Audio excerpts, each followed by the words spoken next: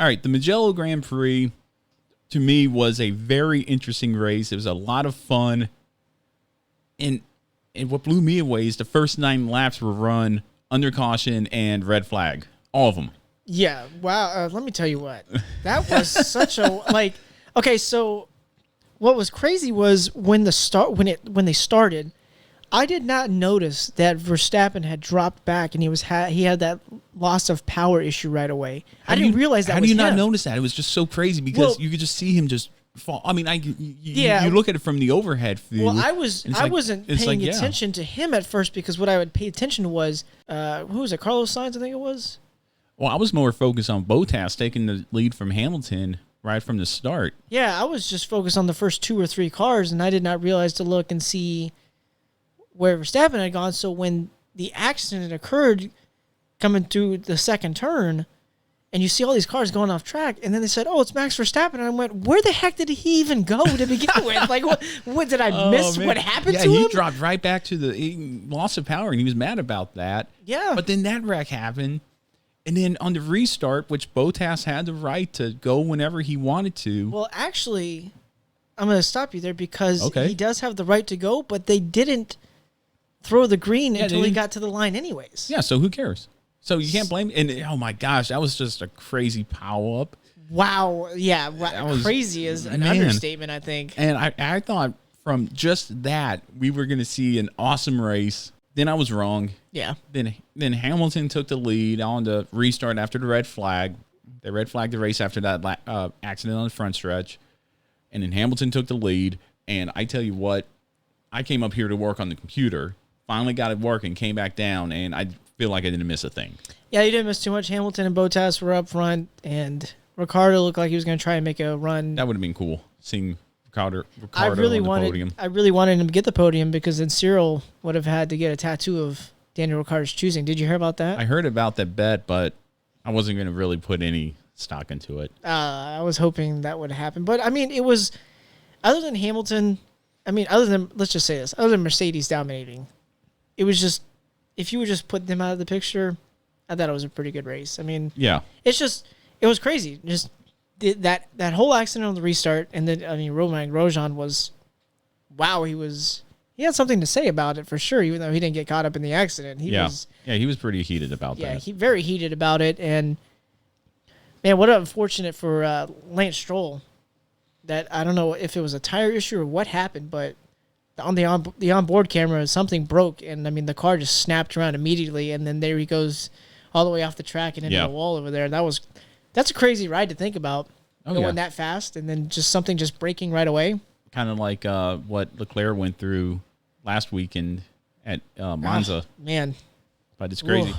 So here are my top 5 from Mugello. We got Daniel Ricciardo starting 8th, finishing 4th. I thought he had a great run, maybe a shot there at the podium, but who got the last podium spot? Alex Albon, I apologize. Starting 4th, finishing 3rd. I thought, he's representing Red Bull after Max Verstappen got taken out there on the first lap.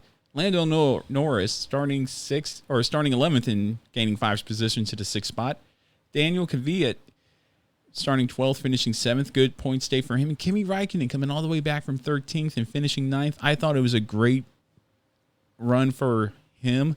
Who do you got for your top 5? I have Alex Albon as my number 1. Great run for Red Bull, other than Verstappen going out on the very first lap, which unfortunate for him because he was not very happy again that he was out of the race for a second straight week in a row. Daniel Ricciardo, great run for Renault again. I think it was 4th. Finished 4th, so that's good. Danny Kvyat, again, AlphaTauri, they needed a decent bounce-back position after Pierre Gasly got caught up in that accident as well in lap 1. Yeah.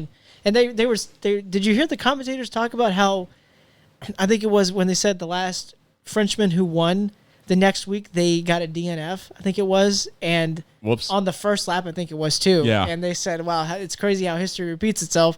Pierre Gasly out on the first lap. That's unfortunate. Kimi Räikkönen, I gave my 4th spot too. And what I found really cool about, what I really find really cool about Formula One is when they give you these time penalties that go on at the end of the race. Yeah. And then you have somebody like George Russell who has a chance to, if he can get within 5 seconds of Räikkönen, he has a chance at getting points. Mm-hmm.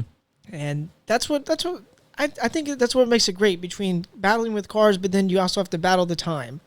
Right. And that's what's really cool. But unfortunately for Williams, they couldn't score a point, which I was kind of hoping they would. Yeah. That would have been cool. And then I gave Lewis Hamilton the 5th. I mean, another dominating performance. And what can you do? Yeah, what can you do? Well, here's how I rated the race, and I don't think you're going to like this. Memorability 3, competitiveness 3, intensity 7, unpredictability 1, and excitement 4. And the only reason I gave intensity a 7 and excitement a 4 is because of those 2 wrecks on the first initial start and the restart. That was it. Wow. And that was the only reason. 3.6 overall.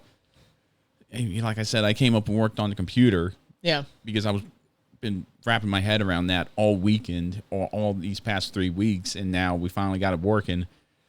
And I didn't miss a thing. I feel I didn't miss a thing. Well, But I guess you didn't miss a thing. no, I didn't. I really didn't. Tell me what I missed. Nothing. Nothing. Exactly. So how do you rate the race, Preston, from Mugello? All right, so let me see if I can go back to my notes here and see it. Oh, okay, so memorability. I think that's the first one, right? Okay, on the screen. I want to make sure I'm reading them in order here. Memorability was an 8. Competitiveness was a 7. I gave intensity a 9. With the accidents that we were having, I felt like it was making it a little bit more intense. Boy, the restart, that restart after the first caution anyways, was intense.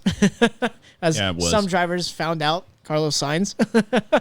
Unpredictability, I gave it a 6. I feel like I rated it a little bit too high, but when Ricciardo had a chance and Albon was still kind of up there to at least disrupt maybe a Mercedes 1-2 finish, that's where I kind of maybe there was something there. But and then the last one, what was the last one again? Excitement. Excitement was an 8, so it came out to a 7.6. And you're so much more gracious than I am. I guess it's just because I'm just so into this Formula 1. You really right like now. the Formula 1, man. I really enjoy hey, it. man, that's okay. I like Formula 1 too. Like last weekend's race where Hamilton didn't win, and we got to see another different podium. Yeah. So who knows? We'll see. Maybe maybe coming up next year with the cap regulations, and I think they're switching over to different regulations in general in the next 2 years. Maybe something different will come out of it. I don't know. Who knows? Yeah, absolutely.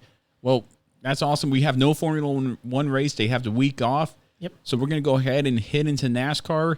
Truck, Xfinity, and Cup race is from Richmond.